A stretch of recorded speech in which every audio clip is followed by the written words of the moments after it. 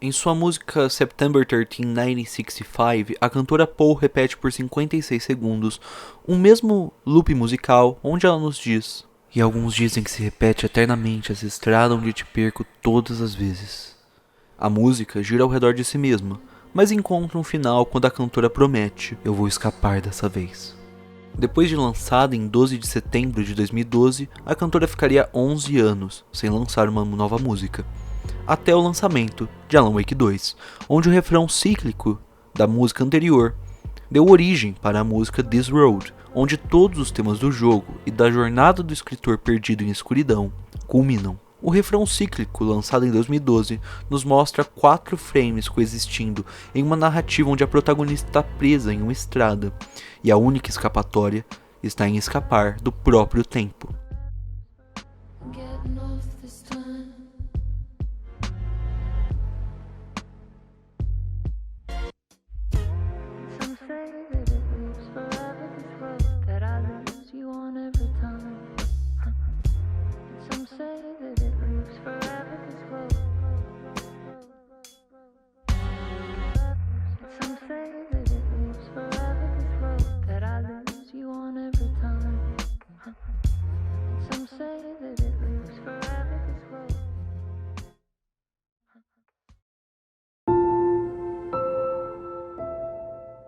Onze anos se passaram e a cantora Paul nunca conseguiu escapar totalmente das amarras que machucaram a sua carreira e a impossibilitaram de lançar novas músicas. Essa é a realidade. Uma realidade onde a própria franquia onde a cantora conseguiria um novo espaço também se via em um limbo. O primeiro Alan Wake foi lançado em 2010, contando a história ficcional de um escritor que é confrontado por um mundo onírico onde sua escrita se transforma em realidade, apenas para no final precisar mergulhar nessa escuridão como o único meio de salvar a pessoa que ele mais ama. Por 13 anos, ficou a dúvida e o mistério de se algum dia retornaríamos para a história de Alan Wake, com a presença do protagonista sendo sentida constantemente nos demais jogos da empresa, como Quantum Break e Control. Os ciclos iam se repetindo e apenas em 2023 um novo capítulo dessa história ganhou forma, dessa vez com o nosso protagonista dentro de um mundo de escuridão, em uma estrada que continua se repetindo eternamente, onde ele todas as vezes perde aquilo que lhe é mais essencial. A música de 56 segundos se transformou em uma composição que totaliza 10 minutos. This Road é sobre essa protagonista que não apenas quer escapar dessa estrada que vive se repetindo, mas quer que a pessoa que ela ama escape também. E para isso ela precisa estar ao redor, nunca ser vista, e por meio do silêncio e da escuridão, guiar o seu amor de volta para a luz. Ficção e realidade se encontram por meio da arte, em uma composição que serve tanto à história ficcional de Alan, quanto à história da cantora Paul. Mas se a música é uma consequência de uma união já alimentada há mais de uma década, é muito bom lembrar que a música Haunted da cantora está presente no primeiro jogo. Há uma peça que entrelaça essa conexão e faz com que tudo soe como uma coisa só. Estou falando, é claro, do tema do nosso vídeo de hoje, Casa de Folhas, o livro de Marques e Danilevsky, irmão da cantora Paul, que é uma história sobre pessoas se aprofundando na escuridão em busca daquilo que querem trazer para a luz.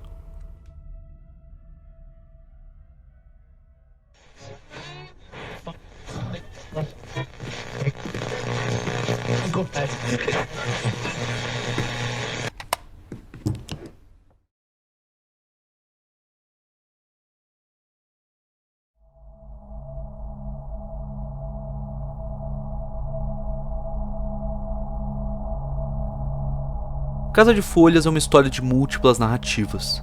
Diante de nós, logo de cara, conhecemos Johnny Truant. Ele é um rapaz jovem que vive uma vida caótica e regada a drogas, festas e sexo em Los Angeles, não querendo fugir muito de seu ambiente e com um passado turvo que deixou para trás. Com seu amigo, Lud, ele descobre que um velho chamado Zampano acabou morrendo numa situação um tanto misteriosa. Zampano vivia alimentando gatos ao redor do prédio onde morava, e depois de sua morte, todos os gatos sumiram. Muitas jovens iam para sua casa lerem livros para ele, e Johnny vai acabar se encontrando com cada uma delas. Marcas do que parecem ser garras estão no chão do apartamento do velho, e toda a inquietude de sua misteriosa morte culmina naquilo que Johnny encontra: um manuscrito de um livro chamado O Registro Navidson.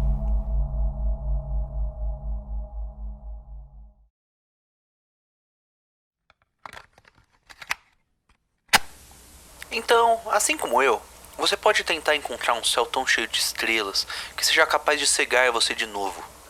Só que céu nenhum vai ser capaz de cegar você agora. Mesmo com toda aquela magia iridescente lá em cima, seu olho não vai mais se fixar na luz, não vai mais traçar constelações. A única coisa que vai ocupar você é a escuridão. E você vai observá-la por horas, dias, talvez até anos, tentando em vão acreditar que você é algum tipo de sentinela indispensável, designado pelo universo, como se fosse capaz de mantê-la à distância só de observar. A coisa vai piorar tanto que você vai ter medo de desviar o olhar, vai ter medo de dormir.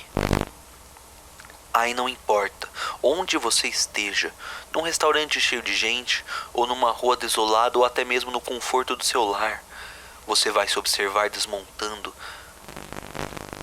cada certeza que já orientou a sua forma de viver. Vai se ver saindo da frente conforme se dá a invasão da grande complexidade, que vai dilacerar pedacinho por pedacinho todas as negações que você concebeu com tanto carinho, não importa se de forma deliberada ou inconsciente. E então, pro bem ou pro mal, você vai se tornar incapaz de resistir, por mais que ainda tente, lutando com todas as suas forças, a fim de evitar encarar a coisa que mais teme, aquilo que é, aquilo que será, o que sempre veio antes, a criatura que você é de verdade, a criatura que todos somos, enterrada na escuridão inominável de um nome. E aí vão começar os pesadelos.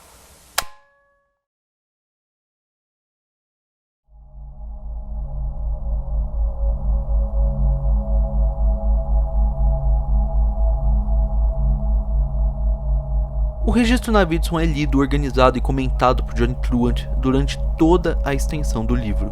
As notas de rodapé que estão presentes por toda a obra, sejam as deixadas por Zampano, aquelas acrescentadas por Johnny ou proporcionadas pelos misteriosos editores, são preciosas para a jornada que é a leitura de Casa de Folhas. Numa fonte diferente da usada pelos escritos de Johnny, Zampano escreve uma ficção como se ela fosse realidade, escrevendo sobre um filme que nunca existiu e que, se existisse, ele jamais poderia ter visto. Zampano era um homem cego, ou ao menos é nisso que Johnny acredita. No manuscrito, acompanhamos a história de Will Navidson, sua esposa Karen e seus 2 filhos. Nave, como ele é chamado durante a história, é um renomado fotojornalista e cineasta, por anos colocando o trabalho em primeiro lugar e negligenciando sua família, algo que ele pretende mudar com suas novas vidas na casa em Ash Tree Lane. A ideia é filmar um documentário sobre o cotidiano e sobre a maneira como uma família pode construir, unida, um novo lar. As coisas vão bem, é claro, até que Nave percebe que o interior de sua casa é levemente maior do que o exterior. As medições que deveriam estar erradas, as quais deviam ser impossíveis, se mostram corretas quando Nave pede ajuda para um amigo, Billy Ranston, e para seu irmão gêmeo, Tom, o qual não vê há anos. O que eram poucos centímetros, porém, se transformam em um novo armário, depois em uma porta que abre espaço para um corredor que se estende por 5 minutos e meio. A casa de Will Navidson, a casa pensada para abrigar sua família e dar um novo e mais puro sentido para toda a sua vida, é na verdade um espaço que não se pode entender como lar. Ao explorar a imensidão gélida e escura do corredor, o caminho estreito abre espaço para novas salas, novos corredores, novos quartos e, por fim, para uma escadaria em espiral, que desce sem dar sinal algum de que há um fim a ser alcançado. A monotonia das paredes, o vazio dos espaços e o ranger, ou rugido, parecem condizer mais com o que se espera de um labirinto, ao invés de uma casa, e parece convidativo para que monstros espreitem ou, no mínimo, se façam presentes. Apesar disso, não há sinal de monstros, tampouco fantasmas.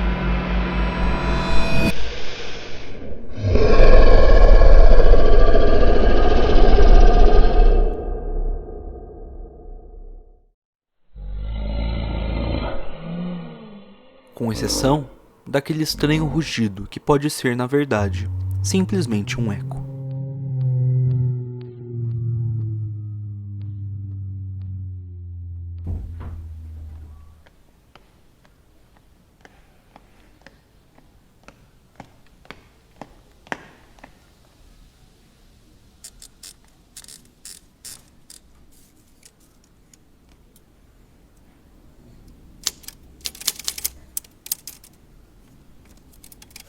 Johnny Truant, 31 de outubro, 1998, Hollywood, Califórnia.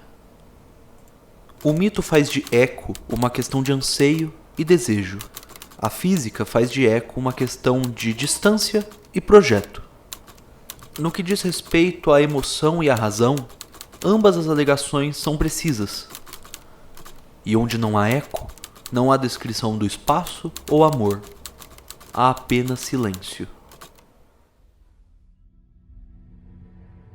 Ao explorar o interior da casa, os personagens encontram na ausência os maiores motivos para o horror.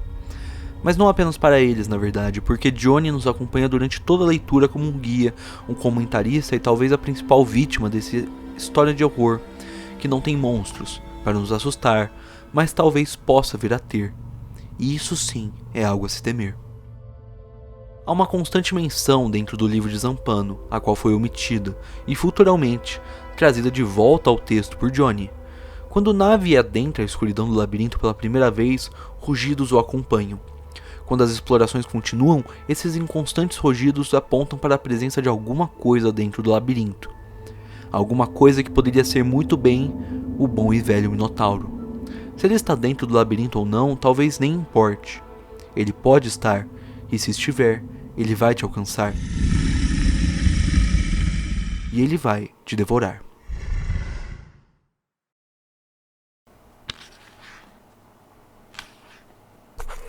Alarga na pradaria uma vagarosa sombra, mas o próprio ato de nomeá-la e de conjecturar sobre sua circunstância torna uma ficção da arte, não uma criatura vivente das que andam pela terra. Jorge Luiz Borges.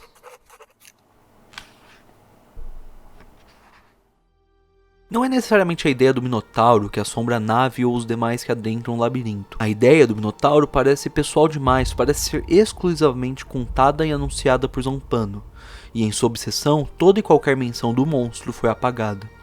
Ao contar as lendas e histórias sobre o Minotauro, ao contar quais podem ser a realidade, Zampano não consegue encontrar a paz que procura, e seu livro se torna um pouco mais horrível, e a casa um pouco mais escura, e o labirinto um pouco mais assustador. Johnny, por sua vez, sente o peso desse horror. Ele começa a ter pesadelos demais, apagões e calafrios inexplicáveis. E alguma coisa o está observando, mas tal coisa nem mesmo está ali. Johnny não consegue personificar seu horror, não consegue dar forma ao monstro que o persegue, porque se esse monstro fosse o Minotauro, o medo não estaria em enfrentá-lo de frente, ciente de que a morte é certa. O horror está em fazer uma curva e apenas talvez vê-lo lá, e se não vê-lo, onde ele poderia estar?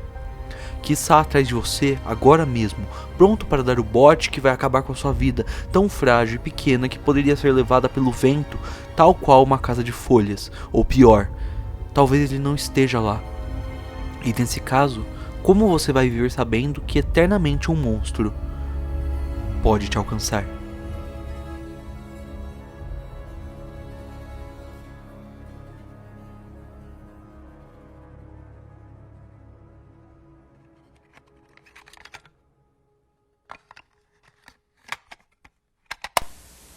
Só que o vândalo, conhecido como mito, sempre massacra a razão quando ela fracassa.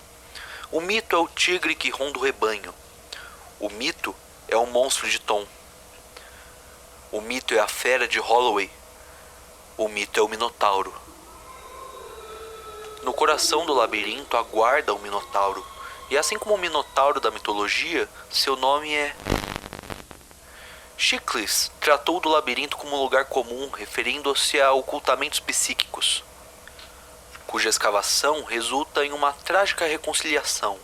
Mas se aos olhos de Chicles o Minotauro era um filho aprisionado pela vergonha do pai, é ali então que ao olhar de Navidson uma prisão injusta equivalente de nas profundezas daquele lugar?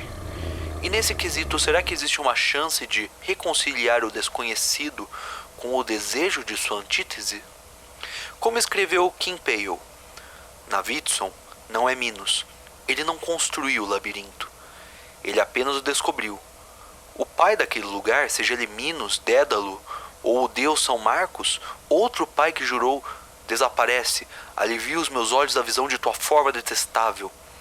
Toda uma linhagem paterna que se segue a tradição de filhos mortos. Há muitos desaparecidos que toda vez abandonam a criatura interior ao longe da história, para que ela esqueça, cresça e consuma as consequências de seu próprio e terrível destino. E se outrora houve um tempo em que esse tempo já há muito é passado. Amai o leão, mas o amor sozinho não faz de ninguém um Andrócles, e pela sua estupidez sua cabeça é esmagada como uma uva nas suas presas. A reconciliação interior é pessoal e possível. A reconciliação exterior é improvável. A criatura não te conhece, não te teme, não lembra de ti, nem sequer te vê. Fica atento. Cuidado. Você pode ter ou não reparado, e se reparou, toma aqui um joinha. Mas Ampano tentou sistematicamente erradicar o tema do Minotauro ao longo de todo o registro Navidson. Grande coisa, só que enquanto eu pessoalmente tentei evitar essa erradicação, pude descobrir uma coincidência particularmente perturbadora. Bem, o que eu esperava, não é mesmo? Bem feito pra mim. Quer dizer, é isso que você ganha quando quer transformar um Minotauro num brother. Ele não é brother nenhum.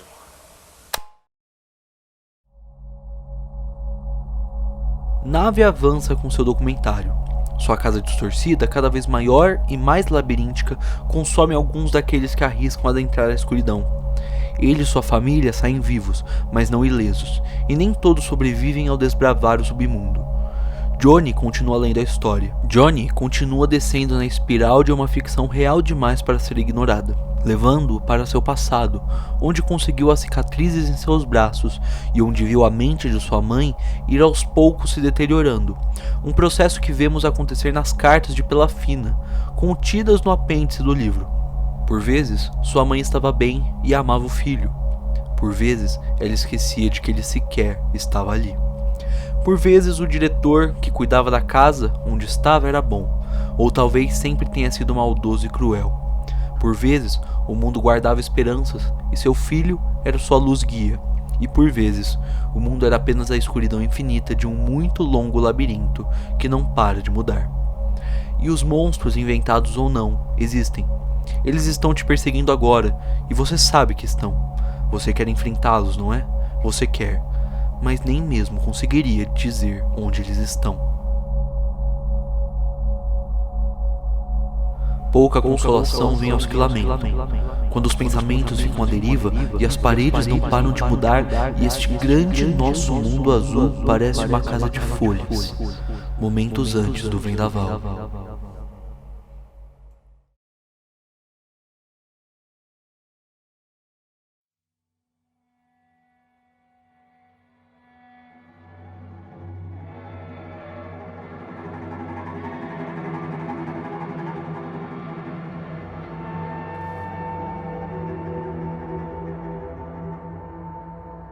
Depois dos horrores de sua casa tomarem muito de si, Nave continua obcecado. O mesmo vale para Johnny Truant. Ele se afasta de todas as pessoas, perde seu emprego, joga fora suas drogas e compra muitas e muitas armas, achando que com elas vai ficar seguro. Seu apartamento se torna sua fortaleza, e o livro de Zampano é seu sustentáculo, ainda que seu melhor amigo diga que isso o está matando. Já é tarde demais. O horror que o alcançou, o horror que não dá as caras, apenas não quer ir embora. O horror de Johnny é o livro, o horror de Nave é a casa. Então ele adentra o corredor uma outra vez, sozinho, e a escuridão é grande demais, mas nem por isso ele se amedronta. Nave é um homem lúcido e forte de muitas formas, mas há algo em seu coração que não parece estar certo. Alguma coisa que nunca conseguiu colocar no lugar, e ao encontrar uma impossibilidade, seu senso de desbravamento é maior. Ele vai morrer, e ele sabe disso, mas ainda precisa enfrentar a escuridão e tirar de lá de dentro alguma coisa. Absolutamente qualquer coisa.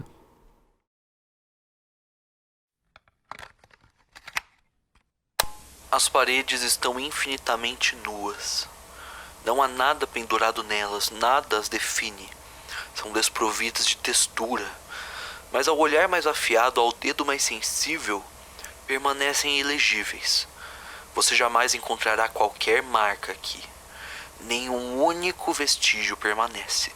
As paredes obliteram tudo, estão permanentemente absolvidas de qualquer registro. Oblíquas, eternamente obscuras e em branco. Contemplai o perfeito panteão da ausência. Muito em breve, ele desaparecerá, completamente nas asas de sua própria estrofe sem palavras. Só que esta estrofe não permanece inteiramente vazia.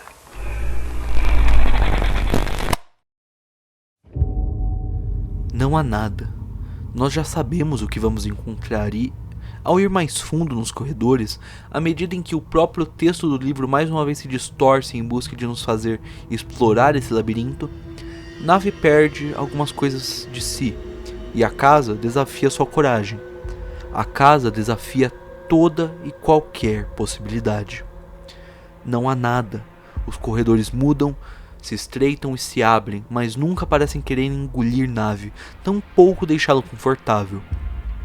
Sua luz vai acabando e os dias vão passando, mas como saber que os dias passam à medida em que tudo que existe ao redor de você é a monotonia de paredes que não são nada além de um eterno monotom? Elas não têm forma real, elas não têm cor real, elas são reais sim, mas uma hora estão lá e noutra não. Num lugar desses, num lugar que não poderia existir, como dizer que mesmo você não é nada além de uma peça de ficção? Não há nada, e na ausência você encontra o horror. O horror das coisas que procura e é incapaz de encontrar, ou das coisas que quer e nem ao menos consegue nomeá-las. E de repente, o seu chão não é mais chão.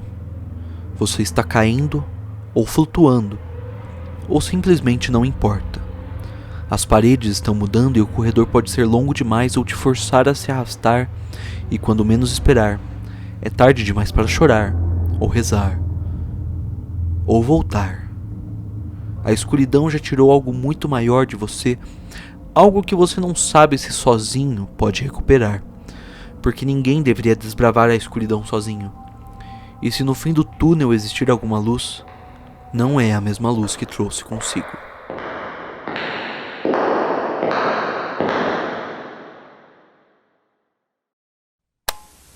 Luz, diz Navidson num grunhido.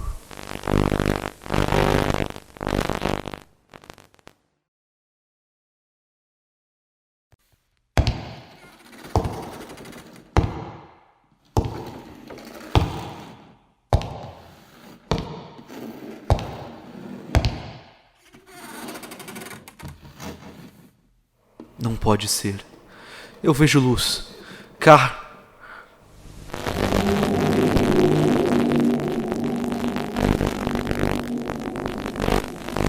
Como era de se esperar, os frames finais do filme de Navidson capturam no canto superior direito um minúsculo ponto de uma luz azul que se derrama, lacrimosa, no vazio. O suficiente para enxergar, mas não o suficiente para iluminar qualquer coisa. O filme termina. Escuro. Um tipo diferente de escuro. Depois o nome do laboratório de edição.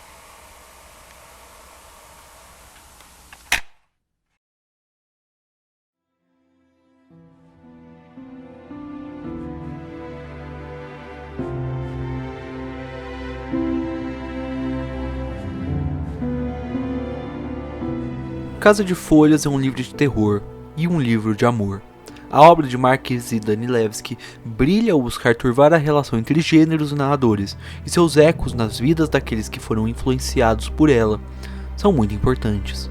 Com o álbum Haunted, a irmã do autor deixou uma marca preciosa no mundo da música, e em 2023 Música e jogo trazem ecos daquilo que Casa de Folhas iniciou. Poe conseguiu escapar de muitas formas da estrada que aprendia, e nós, que arriscamos desbravar a escuridão que é Casa de Folhas, saímos com opiniões que podem ser diversas. Mas eu duvido muito que não sejam fortes, porque a luz existe, e ela é muito real, mas a escuridão também é. Ninguém deveria desbravar a escuridão sozinho, mas quantos já não se perderam naqueles horrores, onde os monstros não estão em lugar nenhum.